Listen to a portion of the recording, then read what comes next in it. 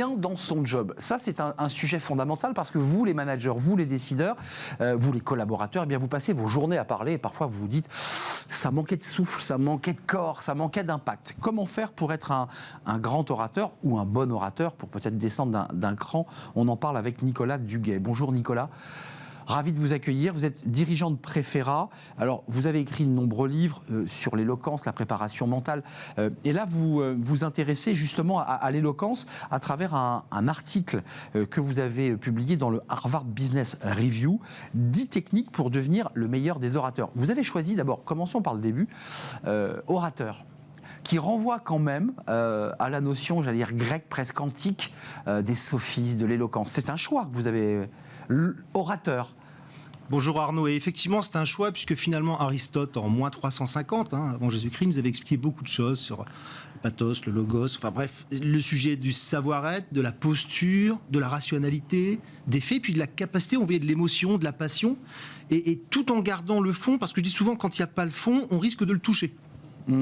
Il y a 10 conseils pratiques. Alors, on va essayer de les énumérer. On va avoir un petit peu de temps pour les développer. Mais j'ai noté dans cet article que d'abord, vous faites référence à des chercheurs, parce qu'il y a des travaux de recherche anglo-saxons. Et vous faites référence sur, d'abord, le premier item, captiver l'attention d'un auditoire, parce que c'est un peu la base, quand même. C'est aussi la base de notre métier. C'est donner envie qu'on nous regarde, qu'on nous écoute. Vous dites, le terme est issu de la rhétorique grecque, directement lié au domaine de l'argumentation et désigne en premier lieu l'image de soi. Alors là, ça devient très intéressant. Plus ou moins consciente, plus ou moins maîtrisée que l'énonciateur construit dans son discours. En un mot, il y a ce que je raconte, et il y a ce que mon corps, ma gestuelle, mon regard, ma respiration dit de moi. Et parfois, ça ne marche pas. Les deux ne s'embrassent pas. C'est bien ça le problème. Oui Arnaud, je suis très content de votre question. Et là, vous voyez bien que ça ne va pas. Donc, il y a un sujet d'alignement fond et forme. Et vous avez raison d'aller sur ce sujet-là. Le sujet de l'estime de soi, de la confiance en soi, c'est ce qu'il faut travailler. Évidemment, il faut travailler le fond. J'adore cette histoire de Max Planck. Vous savez, c'était un prix Nobel de physique en 1918 qui avait inventé une conférence qu'il faisait tous les soirs. Et un jour, son chauffeur lui dit « Écoute, je peux la faire, la conférence, à ta place. » Et le chauffeur a remplacé le prix Nobel de physique devant des salles, et il a réussi sur le fond et sur la forme, parce qu'il était super entraîné et avait écouté.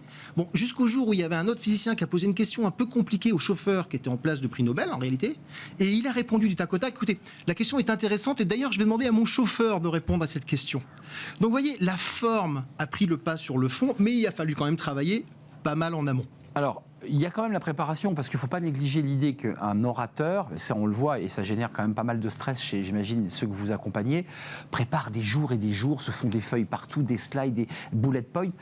Il faut préparer les supports, mais après, quoi? On s'en libère, on essaie de les mettre à côté, on les garde? Parce que ça, c'est des questions qu'il vous pose, j'en suis sûr. Alors, c'est des bonnes questions. Il y a Brian Tracy, qui est un conférencier américain, qui a regardé finalement, il a fait une évaluation à chaud après ses conférences, et quelques mois après, à froid, finalement, qu'est-ce que vous avez retenu avec quelle technique d'animation? Et il a utilisé 4 techniques. Et la première technique, c'est ce qu'on connaît, une présentation avec pas mal de texte. Bon, on sait tous que c'est pas terrible, mais il a quand même essayé parce qu'il voulait vérifier. Il faut toujours vérifier. Deuxième approche, avec une présentation avec des images, des vidéos. Une troisième approche où il n'y avait aucun support, que l'oralité. Et une quatrième approche avec l'oralité et un paperboard. Et finalement, ce qui a le mieux fonctionné, c'est le paperboard. On voit quelque chose. On voit écrire la personne, et donc on mémorise plus de choses. Alors évidemment, quand on réfléchit à support, ce qui rend fou les gens et ce qui ennuie tout le monde aujourd'hui dans les présentations, c'est les 352 slides qui sont devenus insupportables. Et effectivement, il vaut mieux travailler à simplifier son discours. Ça ne veut pas dire qu'il devienne simpliste, en le faisant travailler notamment sur des sujets un peu métaphoriques. Sujet sur l'émotion quand même. Restons un instant sur l'émotion, parce qu'il y a ensuite un Dan Carter qu'on connaît, qui est une grande star du rugby néo-zélandais des All Blacks, qui lui a travaillé ses stratégies avant match. On va en parler, mais l'émotion. Qu'est-ce qu'on en fait? Parce que l'air de rien, c'est un gros sujet pour ceux qui nous regardent, qui se disent, bon, moi je connais le texte, je connais mes sujets, mais en fait j'ai une telle émotion avant que j'en perds mes moyens, j'arrive pas à contrôler mon stress, mes rougeurs, enfin toutes les questions qu'on se pose quand on s'exprime. Qu'est-ce que vous leur dites et qu'est-ce qu'on peut faire? Parce que ça, c'est très concret.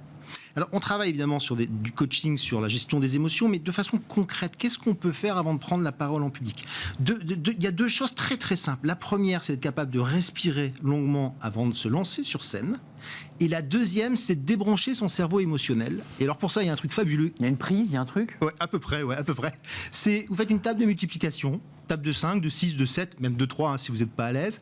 En fait, si on fait une table de multiplication, on ne peut pas se sentir mal à l'aise émotionnellement. Donc avant de rentrer sur scène, je respire. Évidemment, j'ai préparé mon texte, comme vous l'avez dit en amont. Je respire bien et quand je marche pour aller sur scène, je fais une table. Et les premiers mots, les premières phrases, évidemment, je les connais par cœur.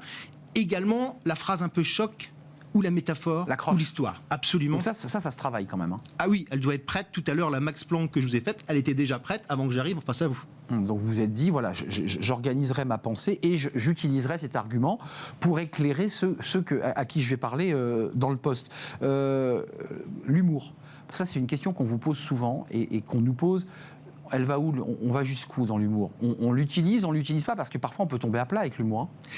Alors, moi, ma recommandation, c'est évidemment de l'utiliser parce que ça marque et on attire plus l'empathie et la sympathie quand on fait de l'humour. Mais j'ai envie de dire, faites de l'humour à vos dépens.